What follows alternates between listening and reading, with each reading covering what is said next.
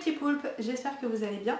Voici la première vidéo d'une série que je souhaite mettre en place depuis un long moment qui concerne l'Uchronie. Tout d'abord, on va explorer ses origines, savoir qui a été la première personne à écrire une Uchronie, etc.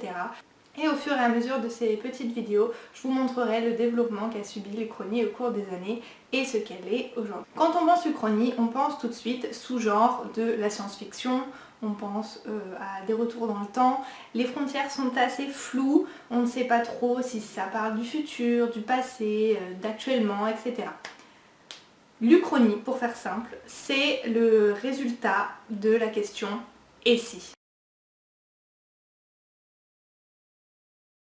Et si les Allemands avaient gagné la Seconde Guerre mondiale? Et si Napoléon n'était pas mort au moment où il est mort? Et si la Révolution française n'avait pas eu lieu? Etc, etc. Il y a du choix, il y en a pour tous les goûts. Mais aujourd'hui, on va se concentrer sur les origines de l'Uchronie. Déjà, on va s'intéresser au mot en lui-même, le mot Uchronie. Il a été inventé par rapport au mot utopie.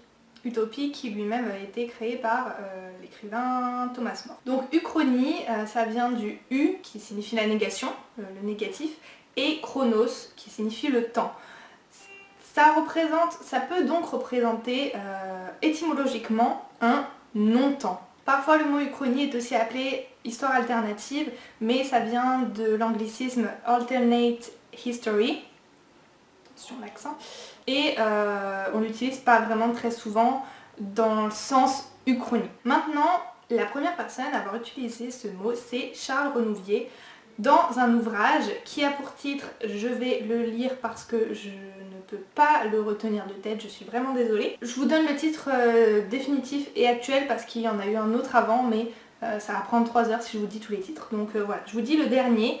Sachez que la première édition date de 1857 et qu'il a été réédité par la suite en 1876 sous le titre donc de Uchronie, l'utopie dans l'histoire, esquisse historique apocryphe du développement de la civilisation européenne tel qu'il n'a pas été, tel qu'il aurait pu être. Ils aimaient bien les titres longs à l'époque, n'est-ce pas? Donc Charles Renouvier, qui est-ce? C'est un philosophe qui est né en 1815 et qui est mort en 1903. Il a écrit plusieurs manuels de philosophie et de république, etc. Mais c'est pas ça qui nous intéresse, c'est vraiment son ouvrage sur l'Uchronie, puisque c'est lui qui a inventé ce mot, c'est là où ce mot apparaît pour la première fois de l'histoire. Donc cet ouvrage où apparaît le mot Uchronie, c'est en effet une Uchronie qui est extrêmement complexe. Alors elle est disponible sur Gallica, c'est dans le domaine public, donc je vous mettrai le lien en barre d'infos si ça vous intéresse, mais vraiment c'est pas un livre et une histoire facile d'accès. Le style est extrêmement lourd, compliqué, on a plein de références à des personnes, à des événements, etc. Très très très précis, même les plus grands chercheurs et professeurs, etc., et spécialistes de l'Uchronie ont dit eux-mêmes que c'était un ouvrage très compliqué à lire et vraiment pas facile d'accès. Donc vous êtes prévenus. Charles Renouvier n'avait pas du tout pour but d'écrire de la science-fiction ou un sous-genre de la science-fiction ou quoi que ce soit. Sa démarche était vraiment très réaliste et très historienne.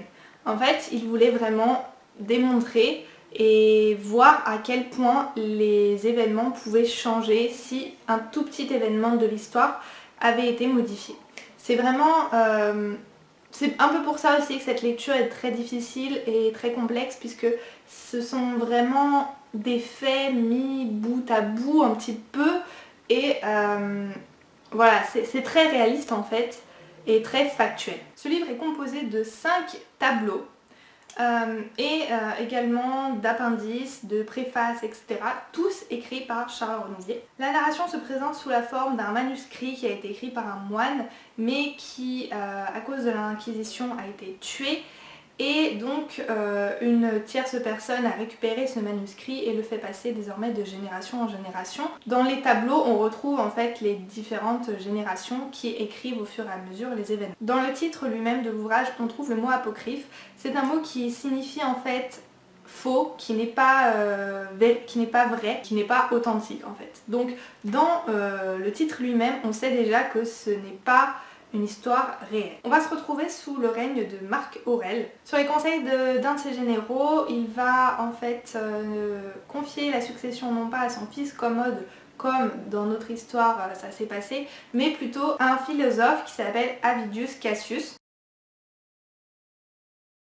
Et progressivement, l'Empire va céder sa place à une république laïque. Grâce à ça, on va éviter l'obscurantisme religieux que le monde et surtout l'Europe a connu au Moyen-Âge. Il faut tout de même savoir que dans le troisième tableau, Commode réussit quand même à accéder au pouvoir et donc on retrouve quand même à ce moment-là notre histoire telle qu'on la connaît. Mais Charles Renouvier est vraiment très têtu et il va encore une fois enlever Commode du pouvoir. Finalement, à la fin de ce récit, l'Europe occidentale a fait d'énormes progrès, que ce soit au niveau des arts, techniques, des connaissances, et ils vont même commencer l'exploration des terres inconnues, donc découvrir le monde. Puisque le christianisme est repoussé, il va finalement se développer en Orient et non pas en Occident, donc chez les barbares. Cette histoire se termine à notre 8e siècle, mais finalement, dans leurs pratiques, etc., ils ressemblent davantage au 16e siècle qu'on connaît. Deux notions sont importantes à retenir dans ce livre, c'est la notion de liberté et d'anticléricalisme.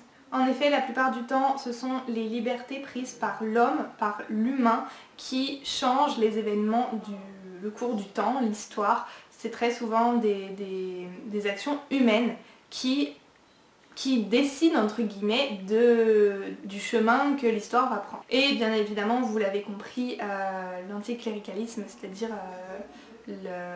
l'antichristianisme, est vraiment dominant puisque d'après Charles Renouvier, c'est à cause du christianisme que toutes les mauvaises choses qui se sont passées au Moyen-Âge se sont passées. Donc ça, je vous laisse juge.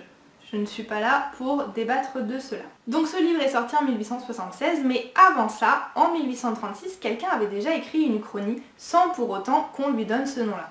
Il s'agit de Louis Geoffroy avec son titre Napoléon ou la conquête du monde. Si on était avec Marc Aurèle sous la Rome antique du côté de Renouvier, ici on se place avec Napoléon, avec Louis Geoffroy. Ici, Napoléon va quitter Moscou et va se diriger vers Saint-Pétersbourg plutôt que de rester à Moscou justement comme cela s'est déroulé dans notre histoire. Encore une fois, ce texte a eu plusieurs titres. À l'époque, je pense qu'ils aimaient bien changer les titres comme ça. Tout d'abord, le premier, c'était Napoléon et la conquête du monde, 1812-1832, qui a déjà été plusieurs fois remanié. Ensuite, Napoléon et la conquête du monde, 1812-1832, Histoire de la monarchie universelle. Puis, enfin, Napoléon apocryphe. Donc, on retrouve le même mot, apocryphe. Très important.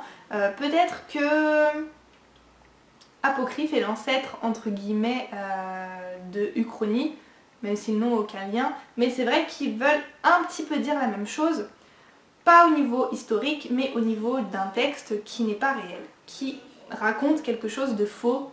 Le point très important avec ce texte de Louis Geoffroy, c'est qu'il met en place les trois gros points reconnaissable de l'Uchronie en fait, et c'est trois choses qui sont indispensables pour qualifier un texte d'uchronique. Tout d'abord, il détermine un point de divergence très précis.